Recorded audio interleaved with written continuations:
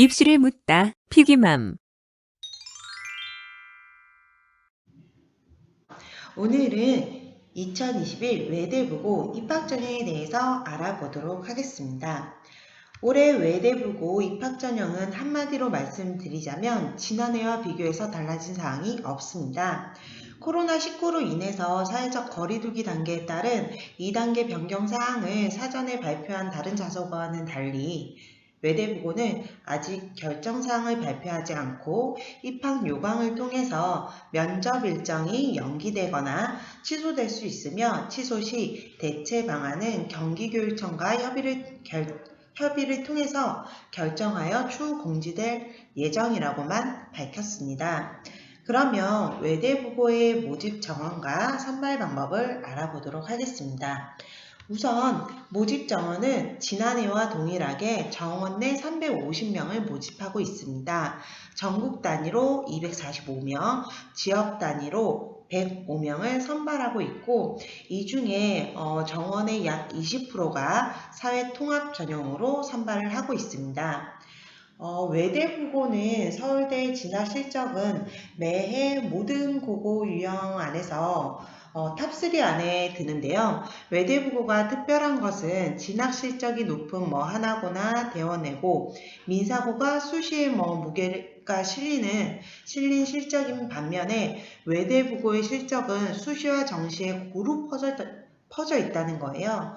2020학년에는 수시 25명, 정시로 38명, 총 63명이, 그 전년도에는 수시로 37명, 정시로 36명이 총 73명이 합격 실적이 확인됐습니다. 현재 정시가 확대되어 가는 상황을 고려해보면 향후에 더욱 높은 진학 실적이 나올 것이라는 전망도 가능합니다.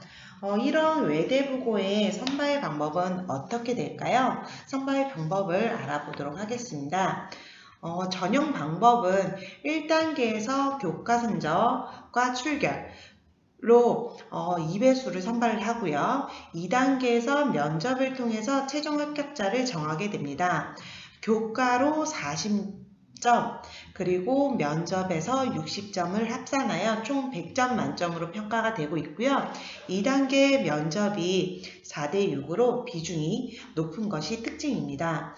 1단계 교과 성적을 보면 교과 성적은 2학년 1학기부터 3학년 2학기까지 총 4개 학기에 국영수, 사과의 성취 수준을 확인하고 있어요. 학기별 반영 비율은 2학년 때 각각 20%, 3학년 때 각각 30%이며 과목별 배점은 국영수는 각 10점으로 동일하고 사회와 과학은 각 5점으로 측정이 되고 있습니다. 지난해 기준으로 1단계에 합격한 지원자들을 보면 올 A였다라고 하니 이 점을 이제 참고해 주시면 좋을 것 같고요. 2단계는 아까 면접이었어요. 면접으로 자기소개서나 그리고 학생부를 기반으로 개별 면접을 진행을 하는데요. 1차 합격자에 한해서 자기소개서를 추가로 제출을 합니다. 전형에 서류평가에 대한 내용은 없는데 자기소개서 기재 시에 전체 0점, 그리고 학력별 0점, 항목별 10점 감점되는 기재 금지사항이 있으니까 전형을 꼼꼼히 살펴보는 것이 중요할 것 같습니다. 최종 합격자는 2단계 전형을 마친 후에 1단계 점수를 합산하여 선발을 하고 있고요. 2단계 동점자인 경우에는 1단계 성적 점수 그리고 면접평가 점수 순으로 순위를 결정하고 있습니다. 사회통합은 1단계에서 공개 추첨을 통해서 정원의 2배수를 선발을 하는데요. 2단계 면접을 통해 합격자를 정하게 됩니다. 그런데 지원자가 2배수 이하일 경우는 어떻게 할까요? 추첨 없이 1단계에 전원 합격으로 처리를 하고 있습니다. 여기서 아까 서류평가와 이제 면접 같은 경우는 자기소개서 학생부 기반으로 개별 면접을 진행한다라고 했잖아요. 그래서 자기소개서 면접에 대해서 조금 더 자세히 살펴보도록 하겠습니다. 외대부고는 아까 1단계 합격자에 한해서 자기소개서를 제출한다라고 했죠. 이 자기소개서는 총 1,500자 분량으로요. 본인이 스스로 학습 계획을 세우고 학습해온 과정과 그 과정에서 느꼈던 점, 그리고 건학 이념과 연계해서 지원하게 된 동기, 고고 입학 후에 활동 계획, 또 졸업 후에 진로 계획 등에 관한 영역이랑 여기 보시면 인성 영역에서 개인적 경험을 바탕으로 이를 통해 배우고 느낀 점을 작성하도록 하였습니다. 외대부고의 입학관리자가 입학 설명회를 통해서 자기소개서 작성 시 주의해야 할 점을 언급했는데요. 그 내용은 다음과 같습니다. 첫 번째, 면접 전에 자기소개서를 평가하는데 당연히 이 자기소개서는 평가를 위한 거잖아요. 그러니 내 자기소개서가 평가를 받을 수 있을까 생각을 하고 기술을 해야 하고, 무엇보다 주관적이기보다는 객관적으로 평가 가능할지, 정량화될 수 있을지를 생각을 하라라고 얘기를 합니다. 그리고 구체적인 경험과 사례를 적는데 이때 그냥 결과들을 보는 게 아니라 동기나 과정을 중심으로 기술을 해야 합니다. 다음으로 학생부와 관련된 활동을 기술을 해야 되고요. 만약에 학생부에 기록이 없다라고 하면 동기에 대해서 더 구체적으로 서술을 해야 합니다. 선행 교과 수준 및 교과 과목을 잘한 것에 대해서는 서술할 필요가 없고요. 오히려 서술을 하지 말아라 라고 이야기를 했고요. 앞으로의 미래 계획 등의 서술도 하지 않는 것이 좋다라고 얘기를 했어요. 그리고 인성 영역 같은 경우도 내가 만약에 반장이었다, 부반장이었다, 반장이었다. 그래서 반장으로서 갈등을 해결했던 그런 뻔한 내용보다는 다른 주제를 선택해서 쓰는 것이 훨씬 좋다라고 평가를 냈고요. 그리고 무엇보다 능력 시험이나 성적 결과 점수를 언급한 경우에는 감점이 아니라 무조건 0점으로 측정을 하기 때문에 합격에서 배제된다라고 하니 그 부분을 주의해 주시면 될 것 같습니다. 마지막으로 이제 면접인데요. 외대부고의 면접은 총 15분 내로 개별 면접으로 이루어지고 있습니다.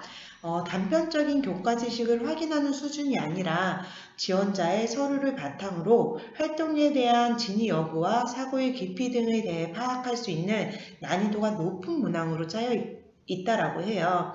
그래서 면접관은 여기 보시면 국제, 인문, 자연 계열 성향의 면접관이 각각 1명씩 총 3명으로 구성이 되어 있어서 아무래도 융합적인 질문에도 대비를 해야 합니다. 외대부고의 면접은 본인이 스스로 활동한 내용인지 확인하기 위해서 동기부터 과정까지 철저하게 체크를 한다라고 하고요.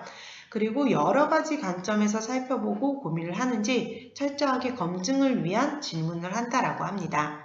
그리고 외대부고는 융합적 성향의 학생들을 선호하기 때문에 자연계열의 성향의 학생들에게도 인문학적 응용력이 있는가, 반대로 인문계열 성향의 학생들에게도 자연계열적 응용력이 있는가를 확인을 한다라고 합니다. 계열별 관련도 면접 예시 문항을 한번 살펴보도록 할게요. 면접은 아까 3개의 면접관이 있다라고 했어요. 국제, 인문, 자연. 그러다 보니 거기에 대한 이제 문항들이 나오는데요. 문항을 보시면 세계적인 문제예요. 환경 문제에서 환경 난민이 발생하는 구조적인 문제는 무엇이며 이 현재 국제법상 환경 난민을 구조할 수 없는 이유를 법과 관련해서 법의 한계에 관련해요. 2가지 이상 말해보기. 인문 같은 경우는 사회적 기업은 대부분 실패한다라고 언급을 하고 있고요. 그 이유를 그냥 말하는 게 아니라 독과점이나 외부 효과, 정보의 비대치성을 맞추어 각각 설명할 수 있도록 그렇게 얘기를 하고 있습니다. 자연 같은 경우는 스팀 요소가 융합된 내진 설계 건물을 만들기 위해서 그냥 또 얘기를 하는 게 아니라 관성 법칙, 진동 에너지 외에 고려되어야 하는 인문학적, 자연적 요소를 한국에서의 실제 사례를 통해서 한 가지씩 말해보도록 하는 게 있었고요.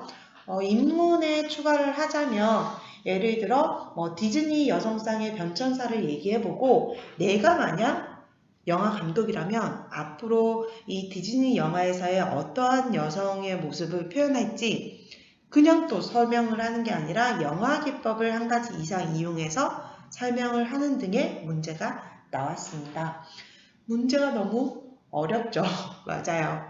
문제가 너무 어려운데 입학사정관이 얘기하기로는 면접 문항을 제3자가 봤을 때는 매우 어렵지만 이 문제들이 전부 다 학생들이 실제 활동했다라고 학생부나 자기소개서에 기재한 내용을 바탕으로만 구성이 되었다라고 해요. 그러다 보니 자신의 서류를 최대한 구체적이고 세밀한 부분까지 파헤쳐보는 게 중요하겠죠. 그리고 주제별로 사고의 영역을 넓혀서 예상 질문들을 작성을 해보는 것이 무엇보다 필요할 거라 생각이 듭니다. 이상 외대국어의 2021 입학 장영이었습니다. 감사합니다.